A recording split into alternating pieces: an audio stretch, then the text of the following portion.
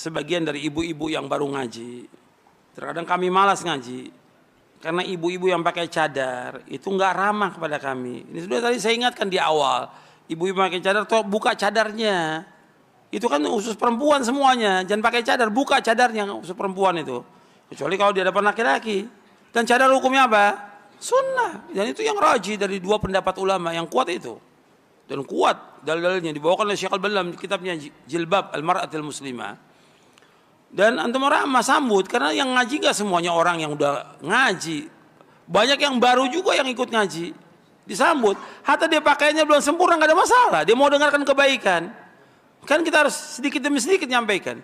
Ada orang mungkin dia datang dalam pakai celana panjang, pakai blue jean, pakai jilbab hanya nutup sedikit kepalanya. Enggak ada masalah dia mau dengarkan kebaikan. Dia dengar pengen tahu, mudah-mudahan dapat hidayah. Kita kan seperti itu, sambut mereka dengan kebaikan. Diajak bicara, dinasihati, atau dikasih buku, supaya dia juga bisa baca di rumahnya pulang. Berikan hadiah kepada dia. Jadi tolong kepada yang pakai cadar itu, perhatikan ketika adab di majelis ilmu itu, jangan berkelompok. Perhatikan, jangan berkelompok. Teman semua kaum muslimin, semua teman kita. Jangan ngobrol sama orang yang udah kita kenal. Udah biasa, cari orang-orang yang baru. Kita sambut dia. Ini adab dalam majelis, adab. Karena semua kaum muslimin dan muslimah saudara kita. Ini juga sama nih pertanyaan ibu-ibu nih.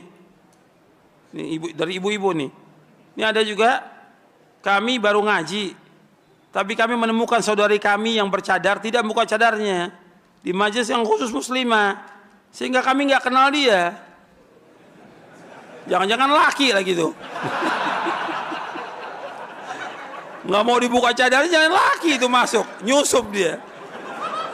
Allah musta'an. Jadi perhatikan tuh ibu-ibu, kalau udah pengajian muslimah khusus di bawah itu, buka cadarnya. Buka cadarnya, itu sunnah, cadar itu sunnah hukumnya. Dan harus ramah dengan semua kaum muslimat, harus ramah. Jangan berkelompok. Jangan berkelompok. Jangan mentang yang lama itu teman kita dekat sama dia ngobrol, yang lain nggak diajak ngobrol. Nggak boleh seperti itu. Akhirnya nanti ya pengajian khusus yang itu aja, yang lain nggak mau datang lagi.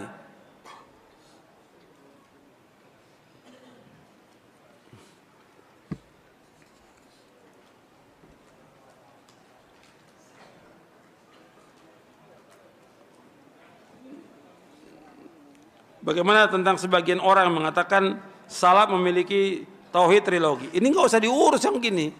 Ini orang-orang sakit ini.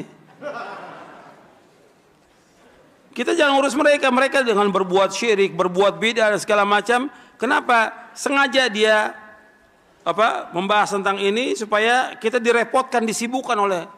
Ini syubhat, sudah dijawab oleh para ulama. Syekh Dr. Abdul Razak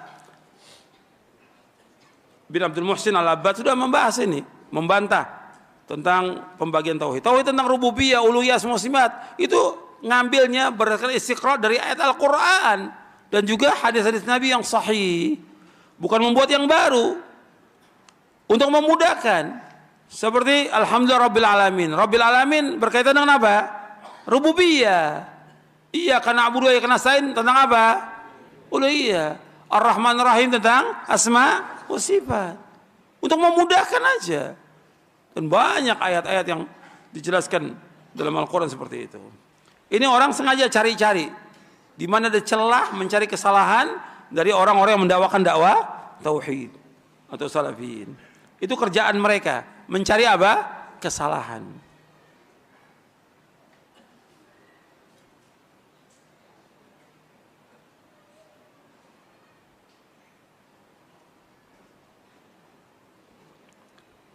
Saya mau tanya, saya ini keluarga saya masih Hindu.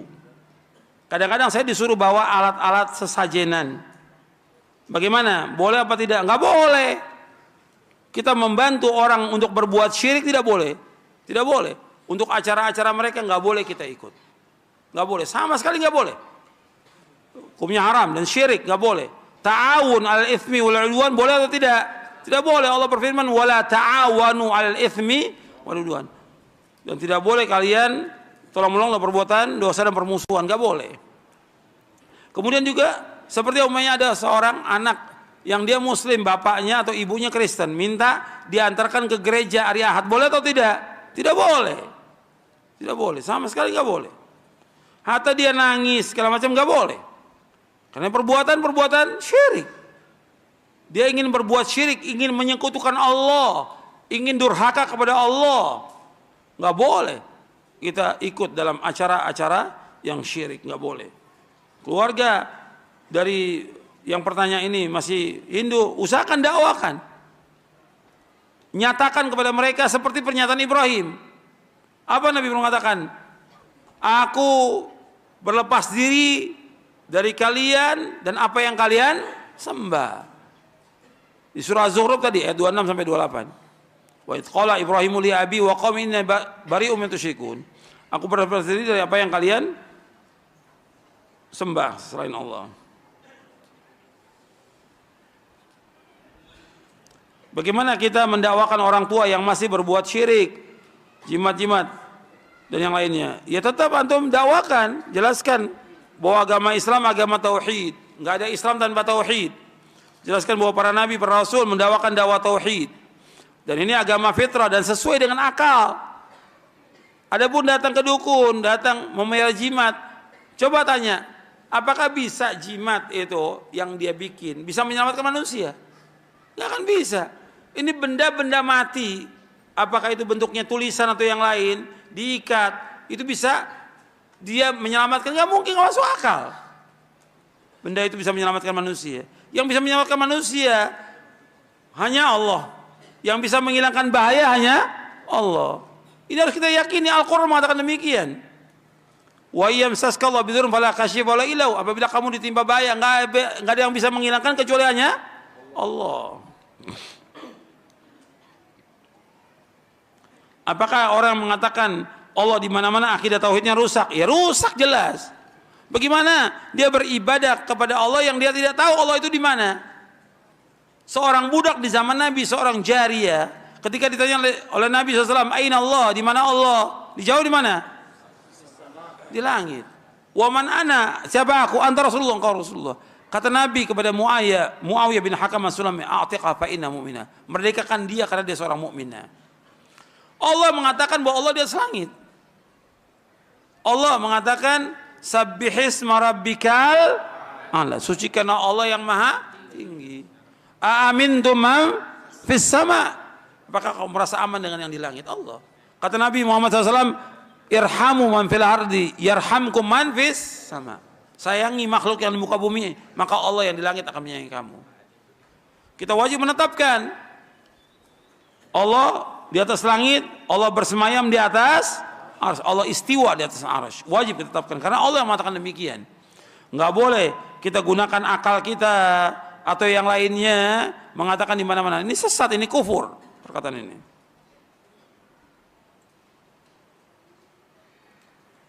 Bagaimana kita berlepas diri orang-orang yang berbuat syirik berkaitan dengan muamalah? Kalau muamalah jual beli boleh dalam Islam. Dengan orang musyrik, Nabi juga berjual beli dengan kaum musyrikin. Jual beli boleh, tapi ikut dalam ibadah mereka, perayaan mereka, membantu dalam acara perayaan mereka, nggak boleh. Paham sampai sini? Mengucapkan selamat nggak boleh. Dalam perayaan-perayaan mereka kita ucapkan selamat nggak boleh, sama sekali nggak boleh. Karena berkaitan dengan ibadah, perayaan bagi mereka merupakan apa? Ibadah yang mereka mempersekutukan Allah dengannya di dalamnya, nggak boleh.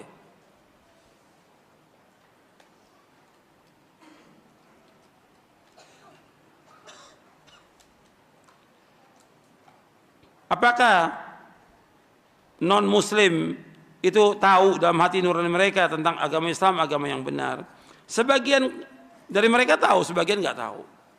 Karena sebagian mereka sudah ditutupi oleh hawa nafsunya, disesatkan juga oleh iblis dan yang lainnya.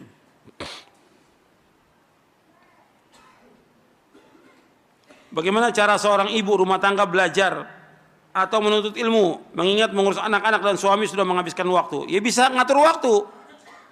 Bisa dia waktu untuk baca, dia bisa waktu untuk baca Al-Quran, dia bisa waktu juga untuk mendengarkan kajian.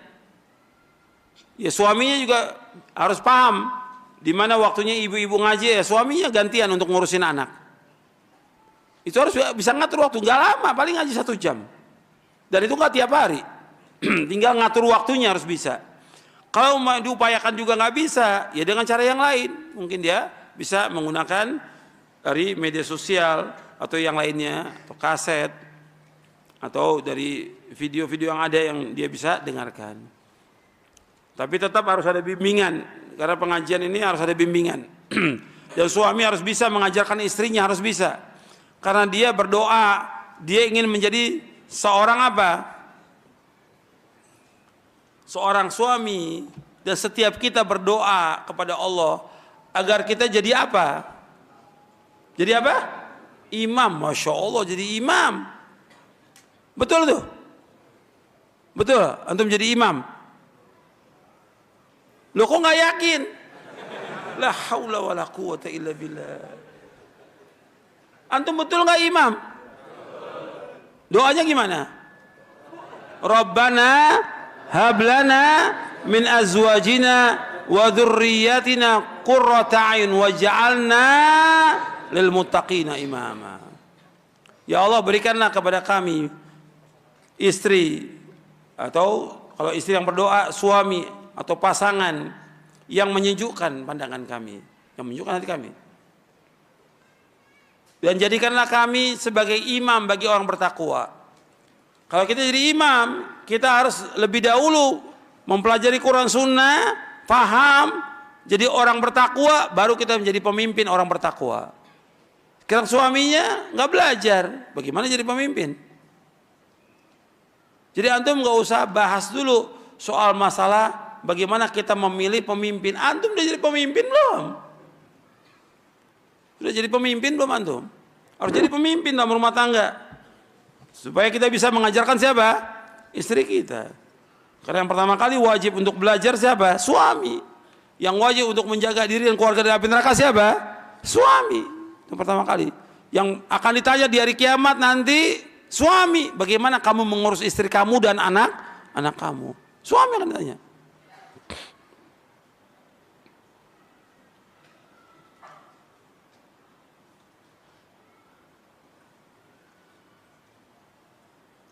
Zikir apa saja yang bisa dibaca setiap waktu? Zikir yang dibaca setiap waktu bisa subhanallah walhamdulillah wala ilaha illallah wallahu akbar. Itu selawat juga bisa kapan waktu aja. Kalau zikir pagi ya dibaca di waktu pagi, zikir sore dibaca waktu sore. Adapun zikir yang lain seperti subhanallah alhamdulillah wala ilaha akbar kita bisa baca kapan waktu aja. Bisa juga kita baca di majlis ini rabbighfirli wa tub alayya innaka antat tawwabul ghafur. Kita lagi bawa motor, mengendarai motor atau naik mobil bisa baca subhanallah walhamdulillah wala ilaha illallah allahu akbar la haula wala quwwata billah. Allahumma shalli wa sallim wa barik ala nabiyina Muhammadin wa ala sahbihi ajma'in.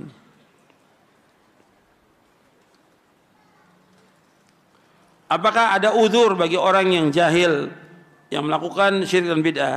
Masih ada uzur kalau di tempat itu tidak ada kajian apa-apa, tidak ada yang mengingatkan dia tentang tauhid dan syirik. Ada uzur, ada, tetap masih ada. Cuma lihat kalau memang udah kajian ini sudah menyebar, dakwah sudah disampaikan, buku-buku sudah disebarkan, dia masih nggak mau belajar, ya salah dia, nggak ada uzur bagi dia. Maka di tempat yang mengajarkan tauhid nggak ada uzur.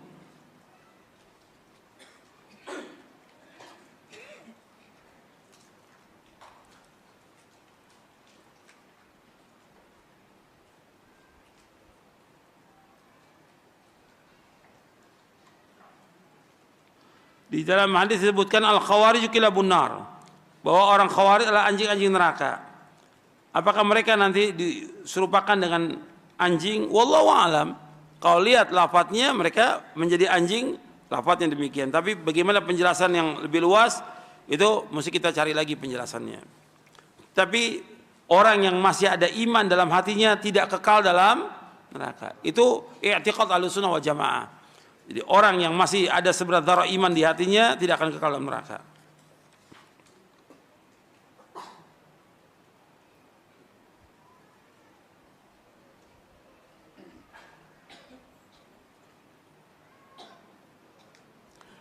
Bagaimana tentang materi-materi judul kajian yang cenderung dengan judul-judul film. Ada nggak seperti itu? Ada. Kajian-kajian judulnya film. Ini antum ini kajian mau ngikuti jejaknya ulama salaf atau antum mau jadi artis jadi bintang film?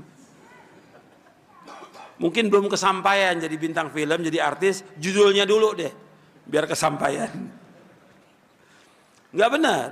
Itu menyalahi manhaj salaf itu. Jadi kita dakwah yang jelas saja tentang tauhid supaya orang tahu tentang tauhid. Jangan berikan judul-judul seperti judul film. Gak manfaat. Antum mungkin punya perkiraan, mungkin dengan judul itu tertarik orang. Nggak tertarik. Yang tertarik paling orang-orang yang umum. Habis itu mereka tetap nggak ngaji? Tidak. Kembali lagi ke asalnya. Tapi kalau kita menjelaskan dakwah tauhid, yang datang juga orang-orang yang mau mentauhidkan Allah. Mau dengarkan ini dan mau mengamalkan. Jadi dengan kita bikin judul begitu, yang datang juga siapa? Penonton film. Apakah kemudian dengan menonton film itu kemudian dia bisa istiqomah? Tidak. Kembali lagi.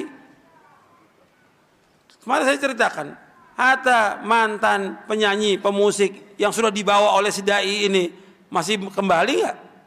Kembali nggak? Kembali lagi.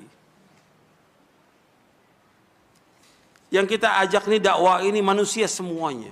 Semua manusia kita ajak. Sebab agama Islam agama apa? Rahmat. Wa ma arsalnaka illa rahmatan lil alamin. Kita enggak ingat kepada kelompok siapa aja. Kita ajak semua kepada akidah yang benar, kepada tauhid yang benar, kepada Quran wa sunnah ala fahmi salaf. Semua kita ajak, semuanya. Makanya kita undang semuanya.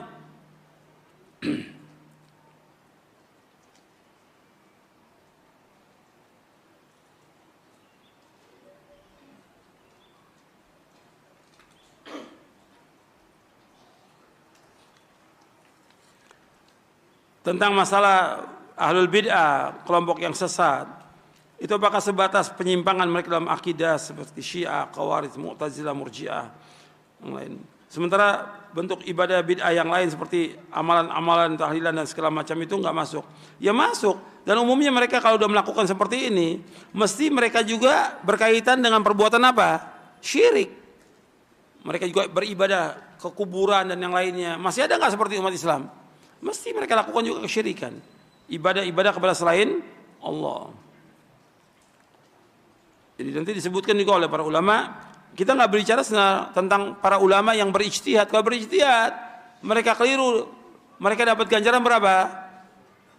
1. Kalau mereka benar berapa? 2. Ada hadisnya. Kalau ulamanya. Tapi ketika ulama ini salah, boleh nggak kita ikut? Nggak boleh kita ikut. Dan kita nggak pernah menyesatkan ulama, tidak. Kalau ulama ketika mereka salah, mereka sudah berijtihad dan mereka dapat ganjaran 1. Kalau mereka benar dapat 2. Tapi nggak boleh kemudian orang mengikuti yang salah, yang sesat nggak boleh. Yang beda nggak boleh diikuti.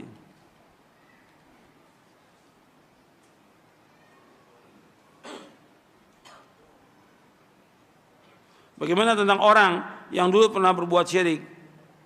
Tapi dia belum tahu. Ya sekarang dia bertobat kepada Allah, dia belajar ngaji tentang tauhid ini. Makanya kajian tentang tauhid harus ada di Bali ini. Di Bali ini harus kajian tentang tauhid. Meskipun sudah selesai, ulangi lagi. Ya kitab Ushul Tsalatsa, Qawaidul Arba, kemudian juga akidah salaf ashab tentang kitab tauhid, syarah akidah wasithiyah dan yang lainnya.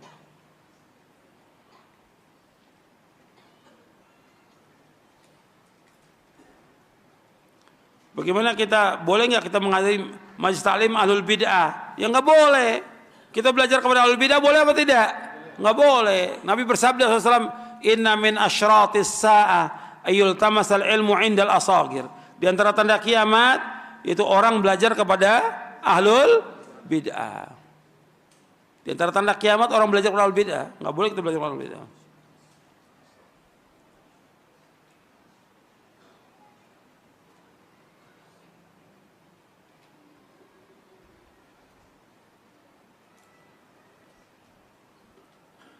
Bagaimana menyikapi khilaf yang mu'tabar? Ya kalau ada khilaf di antara ulama yang memang ada dalilnya, ya kita ambil yang rajih dari 2 pendapat itu. Tapi kalau sudah dikatakan bid'ah oleh sahabat ya bid'ah. Enggak bisa dikatakan khilaf. Saya ambil contoh ya. Seperti kunut subuh. Memang ada pendapat ulama yang membolehkan dari mazhab Syafi'i atau yang lainnya. Karena tidak tahu tentang hadisnya itu dhaif. Nabi terus kunut subuh sampai meninggal dunia. Dhaif di sini. Karena dalam sanadnya ada seorang rawi yang bernama Abu Ja'far Ar-Razi. Dia sayyul hifzi, jelek hafalannya. Dan dilemahkan oleh para ulama ahli hadis. Kemudian ada hadis yang sahih yang menjelaskan Nabi pernah melakukan kunut nazilah. Nazilah selama sebulan di 5 waktu sholat. Di akhir sholat. Di rakaat yang kedua atau rakaat yang ketiga, yang keempat. Kemudian sahabat pernah ditanya. Jadi penjelasan sahabat ditanya oleh anaknya. Wahai ayahku, apakah Nabi SAW, wahai ayahku, engkau pernah sholat di belakang Rasulullah SAW? Abu Bakar, Umar, Uthman, Ali. Afakanu yaknutuna fil fajr? Apakah mereka melakukan kunut subuh? Apa kata bapaknya? Ai bunayya bid'atun. Wahai anakku, bid'ah. Ada sahabat sudah mengatakan bahwa kunut subuh itu apa? Bid'ah. Jangan kita katakan bilang khilafiyah lagi. Sahabat. Qaulu sahabi hujjah. Bahkan sahabat hujjah selama enggak ada yang menentang. Hujjah. Dan enggak ada yang menentang. Dikatakan bid'ah. Bahkan dari kalangan mazhab Syafi'i juga ada yang mengatakan kunut subuh itu bid'ah. Jadi kemudian jangan kita katakan masalah khilafiyah lagi kalau sudah katakan itu bid'ah.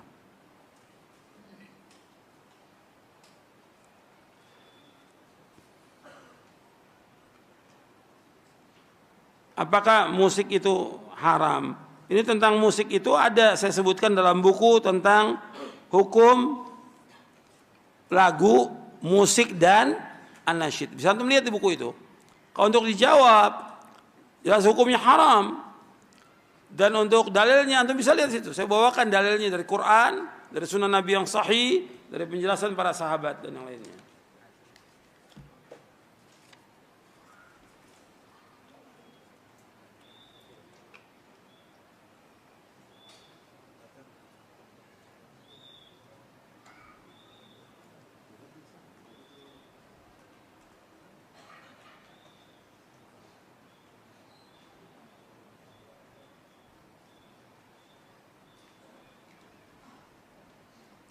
Ini perhatikan ya, ada pertanyaan di sini dibawakan tentang ziarah kubur.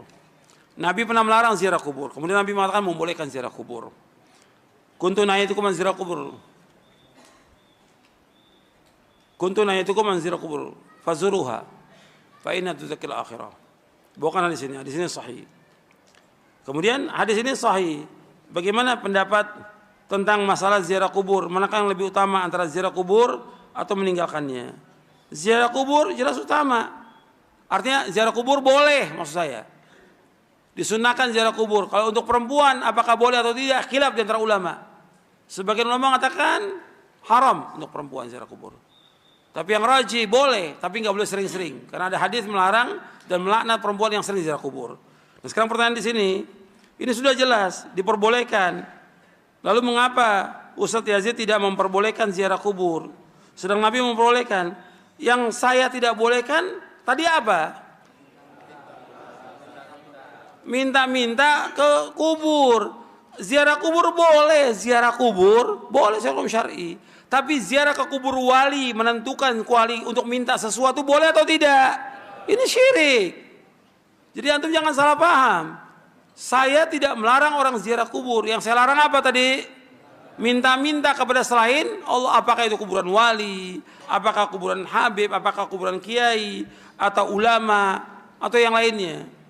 Nggak boleh kita ziarah untuk meminta sesuatu. Ziarah kubur, tujuan ziarah kubur apa? Yang pertama, tujuan dari ziarah kubur yang pertama mengucapkan salam kepada penghuni kubur. Assalamualaikum ala diyar minal mu'minin wal muslimin wa inna insyaallah bikum lahiqun. Nas'alullah salam wal afiyah. Nasallallahu wa lakumul afiyah. Yang kedua, tujuan dari ziarah kubur mendoakan mereka, bukan minta doa. Karena orang yang sudah meninggal dunia kata Nabi butuh doa orang yang hidup. Sampai di awal jenazah dimasukkan ke liang kubur, kata Nabi SAW, istaghfiru li akhikum wasalu lahu tathbita fa innahu al-ana yus'al. Kata Nabi, mintakan ampun kepada Allah untuk saudara kamu yang meninggal ini, yang baru masuk liang kubur, karena sekarang dia sedang ditanya oleh Allah. Berarti penghuni kubur ini butuh apa? Butuh doa orang yang hidup. Kita mendoakan, bukan kita minta doa. Yang ketiga, tujuan ziarah kubur agar kita ingat kepada mati, agar kita ingat kepada akhirat, dan agar melembutkan hati kita. Itu tujuan ziarah kubur. Tapi orang ziarah kubur wali, tujuannya mereka apa di sana? Minta. Dan nggak boleh ziarah kubur dengan safar, nggak boleh. Yang boleh safar dengan tujuan ibadah hanya 3 masjid. Yang pertama apa? Masjidil Haram. Yang kedua Masjid Nabawi. Yang ketiga Masjid Aqsa. Jadi tolong dipahami itu, ceramah saya dipahami.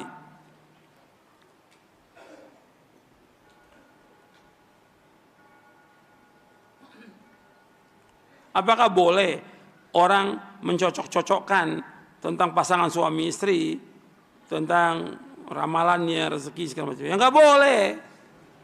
Yang penting orang itu soleh atau soleha dinikahkan.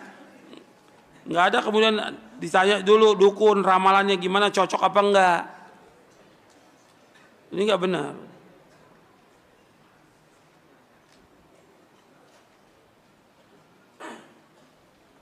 Saya kalau di majelis suka ngantuk. Bagaimana? Ini gangguan setan bukan? Ya setan ini gangguannya. Pertama dari diri antum sendiri, termasuk mungkin pemalas. Ya. Yang kedua ya gangguan setan. Sebab kalau kita semangat insya Allah nggak ngantuk.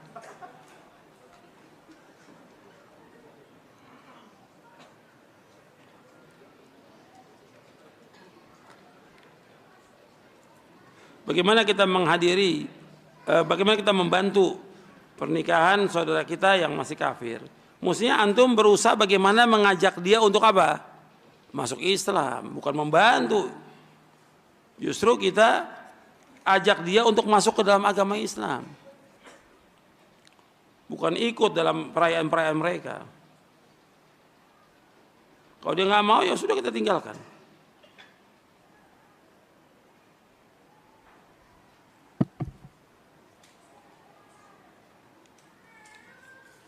Kalau ada orang melakukan perbuatan-perbuatan syirik, apakah langsung divonis musyrik? Kalau nggak boleh.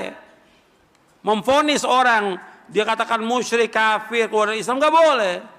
Perbuatannya syirik, belum tentu orangnya langsung dikatakan musyrik. Perbuatannya syirik, tapi kan harus sampai kepada dia hujjah. Apakah dia tahu, apakah dia paham atau yang lain. Hatta Syekh Muhammad bin Abdul Wahab mengatakan, pada orang yang menyembah kubur Badawi, nggak langsung dikatakan dia musyrik. Jadi ini harus seperti orang yang berbuat kekufuran, nggak langsung dikatakan dia kafir. Ada sahabat, pernah terjadi sahabat dia sujud kepada Nabi. Sujud ini kufur apa tidak kepada selain Allah? Kufur. Tapi Nabi nggak mengatakan dia kafir, Nabi nggak suruh dia mengucapkan 2 kalimat syahadat, tidak. Karena dia belum tahu, belum sampai hujjah kepada dia. Jadi kita hati-hati dalam masalah ini. Jangan main gampang-gampang mengatakan orang itu musyrik atau kafir, nggak boleh.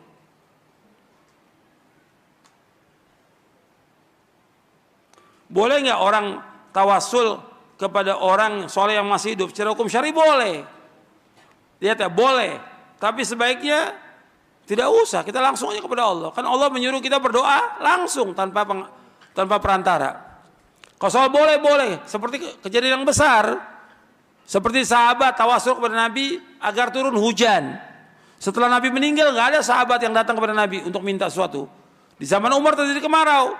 Umar nggak datang ke kubur Nabi. Umar di Madinah sebagai Khalifatul Rasyid yang kedua setelah Abu Bakar radhiyallahu anhu. Umar radhiyallahu datang kepada siapa? Kepada Abbas bin Abdul Muthalib. Wahai Abbas, dulu kami tawasul kepada Nabi ketika kemarau. Sekarang Nabi sudah meninggal, kami tawasul kepada engkau. Maka Abbas berdoa, Umar berdoa, turun hujan. Jadi masalah yang besar. Kalau pribadi doa-doa kita langsung kepada Allah SWT.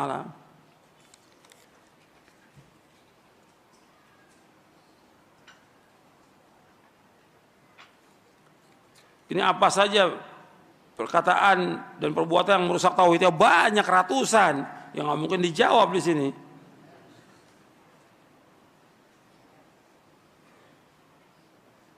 Boleh nggak seorang yang taubat menceritakan masa lalu yang penuh dengan maksiat? Nggak boleh. Nggak boleh. Allah sudah tutup dia ketika dia berbuat dosa maksiat, jangan ceritakan lagi kepada orang lain. Kalau dia taubat kepada Allah, sudah. Jangan cerita lagi masa yang lalunya, tutup sudah. Jadi jangan ceritakan apa-apa yang sudah Allah tutup dan dia sudah taubat kepada Allah, jangan ceritakan. Jadi jangan ceritakan tentang maksiat. Nanti orang akan apa? Akan ingin berusaha melakukannya.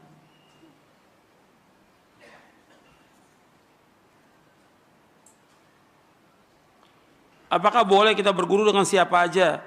Ambil baiknya. Mana tahu antum baiknya dia? Tinggalkan jeleknya. Jadi belajar, para ulama salah belajar kepada orang itu tahu dulu akidahnya. Benar enggak? Manhajnya benar enggak? Gimana ibadah sholatnya dia? Sampai tahu, udah tahu semuanya jelas, akidahnya manhajnya jelas, baru belajar. Enggak seperti sekarang, baru dengar ceramahnya di YouTube panggil. Ya. Ya seperti Bali Mengaji nih itu yang lainnya. Dengar di YouTube ada orang ceramah, nggak tahu ini tukang obat apa siapa yang ceramah ini. Panggil. Ini kan menunjukkan kepada apa? Kebodohan. Orang harus tahu dulu siapa yang ceramah itu, bagaimana akidahnya, bagaimana ibadahnya, bagaimana akhlaknya, bagaimana dia dakwah ini. Bukan asal dengar. Sekarang begitu orang. Sampai bersaing antara panitia pengajian. Mau apa? Kita ini mau dakwah, mau kembali kepada Allah, mau tahu tentang ilmu yang bermanfaat. Kita mau melakukan amal soleh. Bukan, wah ini enak ini. Ini bukan makanan. Ini dakwanya enak ini. Ini dakwanya lembek. Oh yang ini keras. La haula wala quwata illa billah. Yang nilai dakwah sekarang siapa? Orang-orang bodoh. Orang bodoh itu bisa nilai ustadz. Yang nilai ustadz itu baik dan tidaknya, dia manhajnya lurusnya dia, ya ustadz juga yang paham. Yang menilai ulama ya ulama. Yang dai ya para dai yang ngerti. Sama seperti kemarin saya contohkan, yang menilai dokter itu bisa dan tidaknya dokter juga. Ini sekarang nilai siapa? Yang nilai panitia yang nggak ngerti apa-apa. Baru ngaji kemarin, udah panggil ustadz. Akhirnya apa? Itu yang begitu kadang-kadang apa? Futur udah nggak mau ngaji lagi. Karena merasa dia punya duit bisa panggil ustadz, akhirnya apa? Kemudian dipanggil siapa aja. Ini bukannya namanya dakwah, ngerusak umat orang ini. Ngerusak umat. Antum cari yang betul-betul mendakwakan tentang dakwah tauhid, manfaat buat umat. Enggak apa-apa, enggak mesti tiap pekan, enggak mesti tiap bulan, enggak mesti 2 bulan sekali. Hatta 6 bulan sekali enggak ada masalah, yang penting dakwah ini jalan. Dakwah ini jalan. Tapi yang penting setiap bulan harus ada, siapa aja ya rusak dakwahin nanti. Dimasuki oleh orang-orang yang tidak punya berilmu dan tidak punya manhaj sama sekali. Bahkan kadang-kadang panitia manggil, ini panitia, iya Pak, Bali Mengaji. Ini saya Ustadz pengen ngisi di Bali. Ustadz minta, mau ngapain minta? Kalau minta berarti apa? Merendahkan diri pada manusia, merengek-rengek. Nggak boleh dia seperti itu. Seorang ustadz punya izzah, punya izzah. Kalau memang dia dibutuhkan, dipanggil, dia datang. Tapi kalau dia punya jadwal yang penuh, ya cari waktu nanti. Tapi harus disampaikan yang benar. Jangan ikutin panitia, jangan. Ustadz, nanti isinya yang ini aja Ustadz ya. Ustadz ya samina, watona, sedikit ketok kepalanya. Gimana nggak rusak dakwah? Ustadz ngikutin panitia.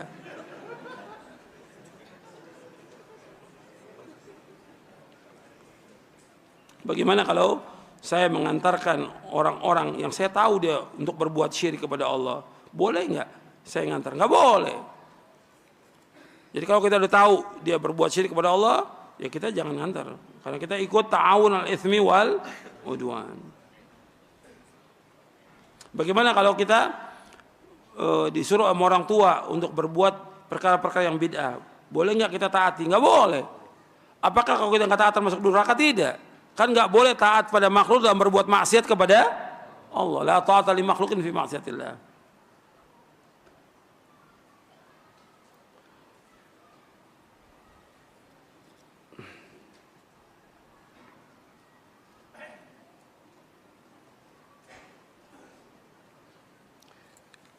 Ini apakah dengan kita datang ke kuburan wali itu sebagai wasilah?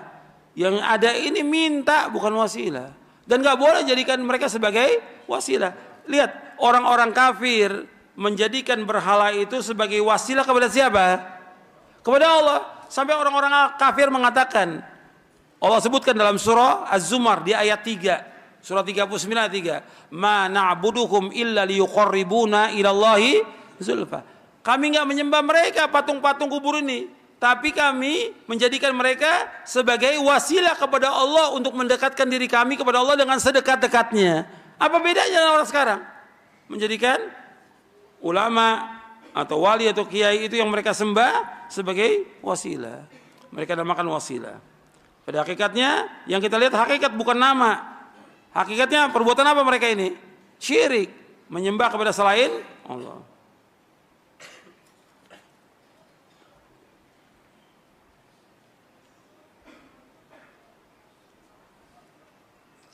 Tujuan dari dakwah tauhid ini untuk siapa? Apakah untuk orang kafir atau untuk orang muslim? Semuanya.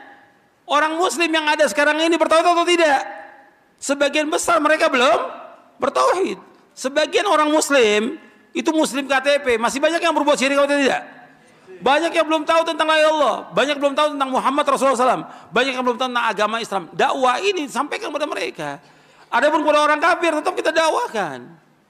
Jadi ada anggapan dakwah tauhid itu hanya untuk orang-orang kafir. Ini salah. Orang kaum muslimin aja, bukan hanya kaum muslimin, kiainya, ustadznya, habibnya belum tahu tentang tauhid. Mereka masih berbuat apa? Kesyirikan. Harus kita dakwakan ribuan kali sampai mereka paham tentang agama ini. Dan ini dakwah tauhid semuanya. Yang didakwakan oleh para imam Ahlus Sunnah kepada siapa? Kepada kaum muslimin, mendakwakan tentang tauhid.